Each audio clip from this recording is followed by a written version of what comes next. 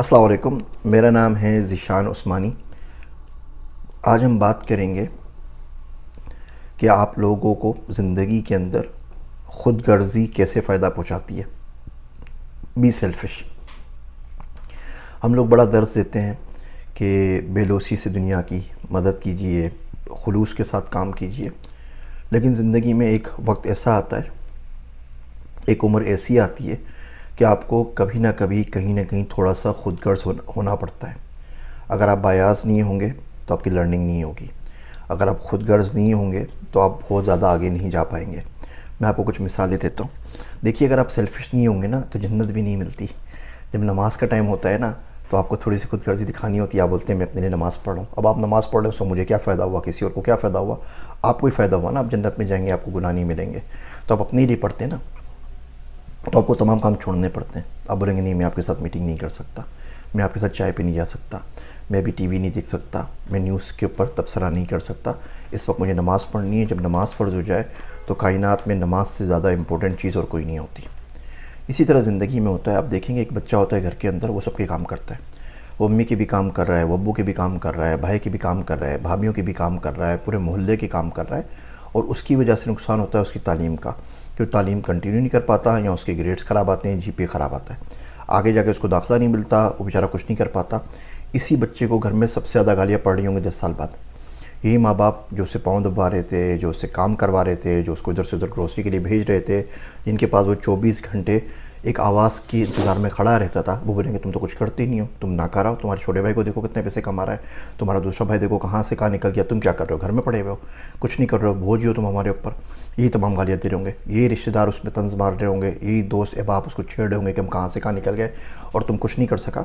और उसने जो अपनी प्राइम उम्र थी जिसमें वो पढ़ सकता था, वो उसने तमाम लोगों को निछावर कर दिया।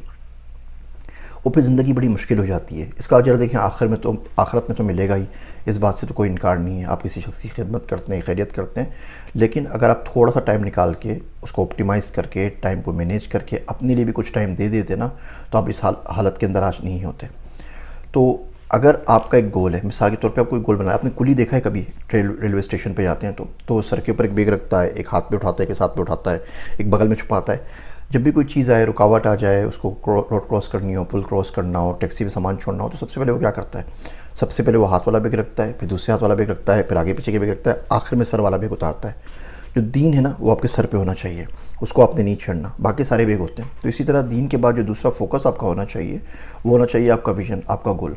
आपको मिसाल के तौर पे बैचलर्स करना है एंटरप्रेन्योरशिप के अंदर, डेटा साइंस के अंदर। अब उसकी अगर असाइनमेंट है ना, तो वो प्रायोरिटी ले लेगी। नमाज के बाद आपकी जो असाइनमेंट होगी, बैचलर्स होगा, वो प्रायोरिटी नंबर 1 होगा। वो मूवी नहीं होगी, वो नेटफ्लिक्स नहीं होगा, वो पीटीआई का जलसा नहीं होगा, वो पीएमएल नून का जलसा नहीं होगा। मैं किसी साइड नहीं दे रहा, जनरल बात कर रहा हूँ।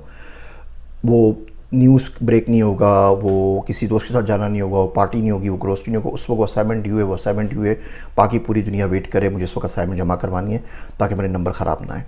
तो आपकी ज़िंदगी में एक ना एक ऐसा गोल होना चाहिए जिसके ऊपर आप फोकस कर सकें, जिसके ऊपर आपकी प्रायोरिटी हो। बच्चे मिलते हैं, उनसे मैं पूछता हूँ कि बेटा कौन सी ऐसी चीज़ है जिसके लिए तुम सब चीज़ें छोड़ दोगे? तो 90% का जवाब होता है ऐसी तो ज़िंदगी में कोई चीज़ नहीं है हमारे पास जिसके लिए मैं दुनिया की 90% छोड़ दूँ या 99% चीज़ें दुनिया की छोड़ दूँ। मैं बोलता हूँ देखिए, ये गलती है। आपकी ज़िंदगी में ज़रूर कोई ना कोई ऐसी एक चीज़ तो होनी चाहिए ना। एक तो दीन, और दीन के बाद एक चीज़ कम से कम होनी चाहिए जो आपकी सबसे ज़्यादा प्रायोरिटी ले। जब वो अगर हो जाए तो कुछ भी, नथिंग एल्स विल मैटर। खुदा ना खास्ता आपका बच्चा कभी गिर जाए, उसके सर से खून निकल आए, उस वक्त आप क्या करेंगे? उस वक्त आप दोस्त की कॉल नहीं लेंगे, उस वक्त आप टीवी ऑन करके कोई समा टीवी या एयर वाई या जियो नहीं देख रहे होंगे, उस वक्त आप किसी नई मूवी का ट्रेलर नहीं देख रहे होंगे, उस वक्त आपको कुछ याद नहीं होगा। आप बोलेंगे किसी तरीके से भाग के बच्चे के पास जाएँ, उसको मेडिकल ट्रीटमेंट के लिए लेके जाएँ, उसका खून बंद हो, उसकी ज़िंदगी बच जाए, उसकी जान बच जाए, उसकी तकलीफ़ दूर हो जाए। सबसे ज़्यादा प्रायोरिटी होगी।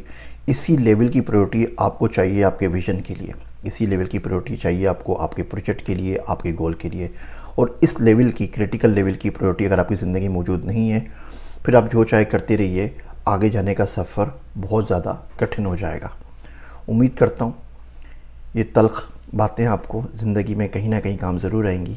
मेरे वास्ते दुआ कीजिएगा। मैं हूँ आप सबका ज़ीशान उस्मानी।